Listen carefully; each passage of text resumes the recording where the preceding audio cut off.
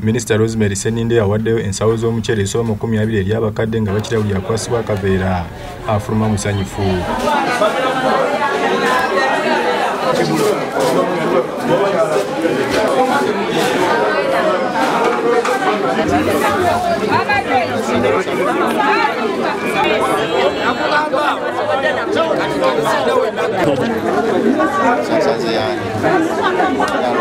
Bwe twogeddeko n'obasimi minisita era ne basaba abakulembeze abalala okulabirako. Nsiimye nnyo Mbaka Sseninde Rosemary Nasuna muwala waffe okutuddukira naffe abakadde n'atuwa ku muceere.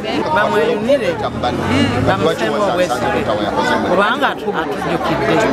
Mpulira bulungi nnyo nnyo nnyo. Nsaba Allah subhanahu wa ta'ala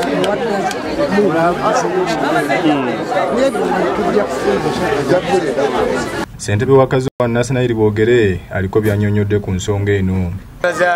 Kansala Faizo Kiyimba Muzaffaru ne mukyala Sseninde bankoledde omulimu kuba mbadde njogera nabo ng'abakadde b'ebitundu byaffe bafuna bintu naye bakoze omulimu. Y'omukubiza w'olukiiko lwa Nansana Faizo gali Wangongono yawomya omutwe mu kugabira abakadde ebintu bino atubuulidde ku kyamuwaliriza okuyita Minisita Sseninde. Ensawo z'omuceere 19 okuva mu zibadde 20 mu kutwaliza wamu okuva mu Sseninde Foundation era ne tugigabira abakadde tukabudde abakadde abasukka mu 108 era bonna nanga balabye bagenze nga basanyufu era ne basanyukira mukyala Sseninde naye naffe era twongera okubakakasa nti oba oli awo batulonda kubasakira era tujja basakira era tukyaleeta bingi mu kitundu kyaffe. Mu ngeri ye minisita agumbudde abazadde abeegumbulidde omuze gw'okukopa empisa z'abagwira ng'okusiba enviiri n'ategeeza nga bwe kijje abaana ku mulamwa naddala okusoma ekiviiriddeko abaana okukulira mu butabana mpisa. African cultures are getting lost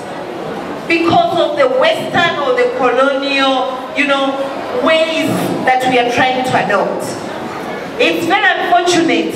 We have said this whenever we go for meetings, whenever we go for international meetings, trying to urge the African countries to always remember to embrace our cultures. Ono okwogera bino abadde ku ssomero lya Buganda Road Primary School mu kukuza olunaku lw'obuwangwa era nga abayizi boolesezza obuwangwa obw'enjawulo.